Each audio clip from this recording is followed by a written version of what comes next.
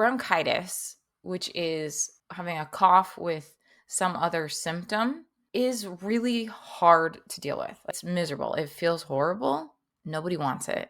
The problem is that if it's a virus that caused your cough, which most of the time it is, then not only do antibiotics not work, because antibiotics only work on bacterial infections, but the prednisone itself isn't going to help.